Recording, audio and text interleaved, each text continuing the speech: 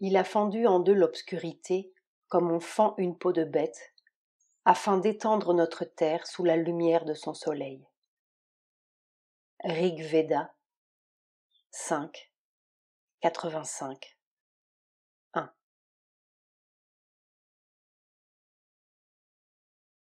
Chapitre 6. Sri Aurobindo. 4 milliards d'années et de peine pour s'évanouir là-haut, mais c'est monstrueux. Et toutes ces tombes sont monstrueuses. J'ai crié dans une cellule de condamnés à mort. Et combien de fois avant? Si vraiment l'homme est une passion inutile, et tout ce massacre évolutif une déraison mortelle, et nos plus beaux chants un cri de beauté et de bravoure contre cette destinée de fer, nous comprenons pourquoi, aujourd'hui, toutes ces petites passions inutiles s'emparent d'une mitraillette pour rien, et ces grandes cupidités mondiales entassent des bombes pour détruire cette horreur, et ajouter une horreur à une autre. Et tous nos cieux ne nous consoleront jamais. La terre est-elle consolée? Que nous dit le Bouddha et les autres devant ce malheur des bêtes et des arbres et des enfants faméliques? Quel message ont-ils? Il n'y a pas de message, sauf de changer de peau et de physiologie et de produire un autre être sur la terre qui renversera le sens de l'évolution. Alors, allons un peu dans les faits, et non dans la philosophie.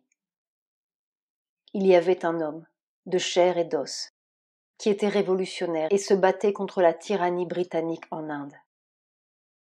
En pleine action, et non dans quelque retraite ascétique, un jour à Bombay, cette ville de toutes les pourritures et les misères, alors qu'il marchait dans une véranda, cet homme parfaitement solide et doué de toutes nos raisons occidentales fut saisi, happé vers le haut et englouti dans le nirvana, comme le Bouddha, 2500 ans avant. Épave qui s'enfonce dans un gouffre sans rivage. Le monde est fini.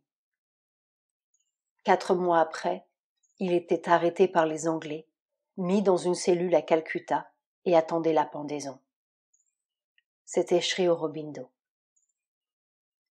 Peut-être a-t-il eu ce cri de combien de fois, de combien de morts, de combien d'horreurs inconsolables. Sans doute est-il né sage et impavide, car au lieu d'une révolte inutile, il a continué silencieusement à tirer le fil. Et quelques voix fraternelles d'au-delà des tombes, c'était Vivekananda, disaient « Plus haut, encore plus haut, par-delà la dernière ligne. » Après 1 an de cellule, acquitté, il s'est réfugié en Inde française, à Pondichéry, où pendant 40 ans, de 1910 à 1950, il allait explorer et labourer dans cet inconnu au-delà de la dernière ligne. Dans une lettre tranquille, tout était si tranquille et si limpide dans cet être de chair et d'os. Il disait simplement son panorama humain et son but. C'est seulement en s'élevant vers une conscience plus haute, au-delà de la ligne mentale, que l'homme pourra émerger de son incapacité et de son ignorance. Sa libération complète et son illumination viendront quand il traversera la ligne pour entrer dans la lumière d'une nouvelle existence supraconsciente. Telle est la transcendance qui était le but et l'aspiration des mystiques et des chercheurs spirituels. Mais ceci en soi ne changerait rien à la création ici-bas. L'évasion d'une âme libérée du monde ne fait aucune différence pour ce monde.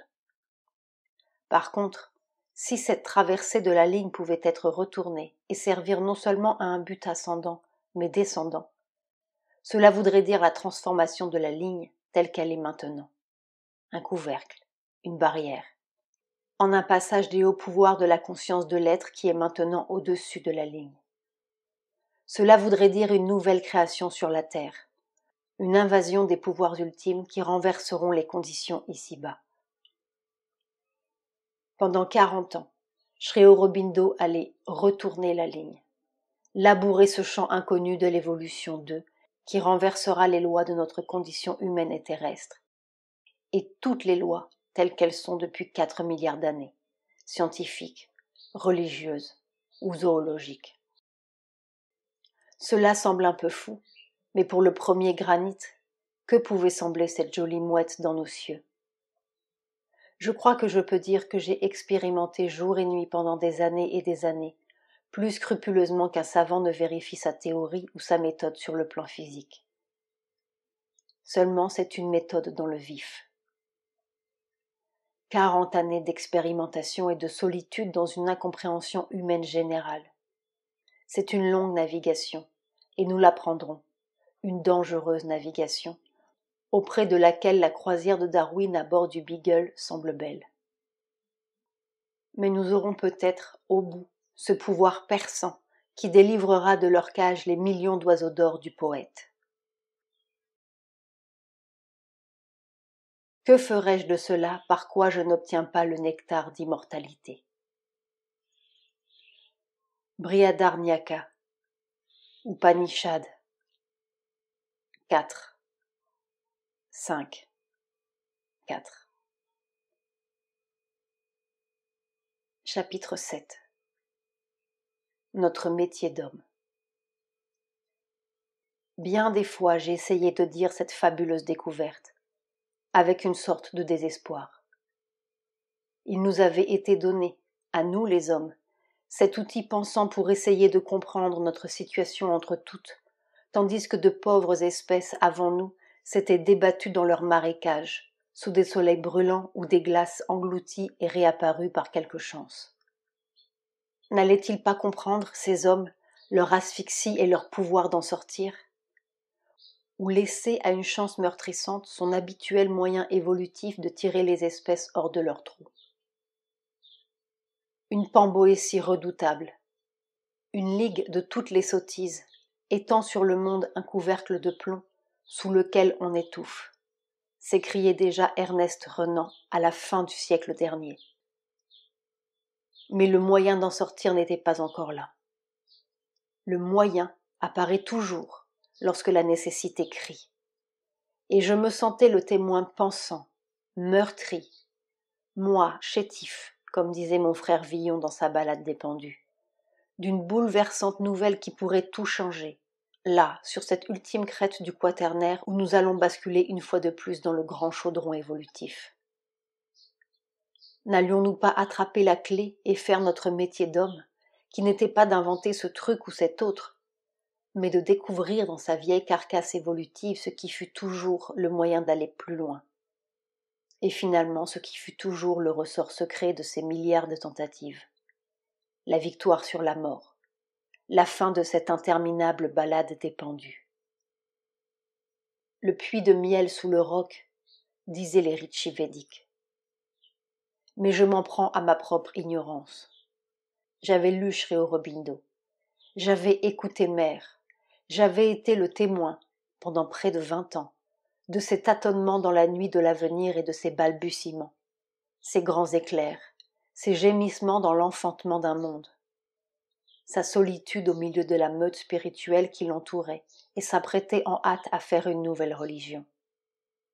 Moi, le rescapé, l'interdit, j'avais une responsabilité terrifiante. Il fallait communiquer, il fallait témoigner, il fallait dire merci à cet amour qui m'avait tant porté, et il ne restait qu'un moyen. C'était d'essayer à mon tour et de piocher dans cette vieille carcasse évolutive. Alors j'ai compris mon ignorance pensante qui croyait avoir compris le secret et qui n'avait saisi qu'un premier contour au loin, une lueur, un espoir.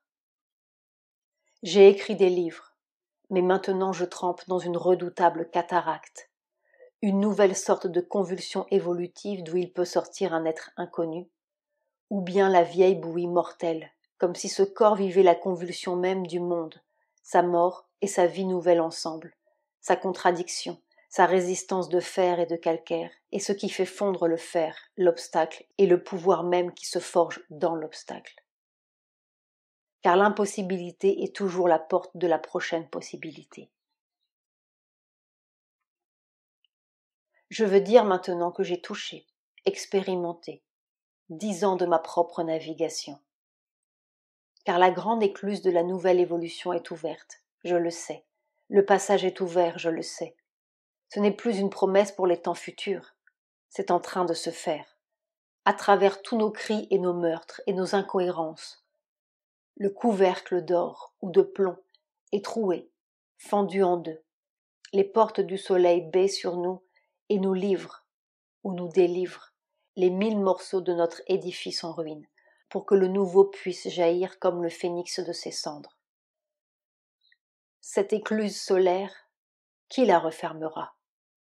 Elle est en train de bouleverser le monde plus inexorablement que tous nos vieux déluges. C'est le milieu favorable, comme il n'y en a jamais eu. Car nous sommes au bout de l'homme, et il faut faire vite avant qu'il n'arrive au bout de sa terre. Car c'est le moment où, au bout de notre course, nous tenons dans nos mains notre propre destruction, ou notre propre mutation. Alors, jetons cette dernière bouée pour ceux qui veulent, car l'espoir est là, si nous le voulons. Le moyen est là, si nous le voulons. Et le temps est là, que nous le voulions ou non. Évolution 2, Satprem.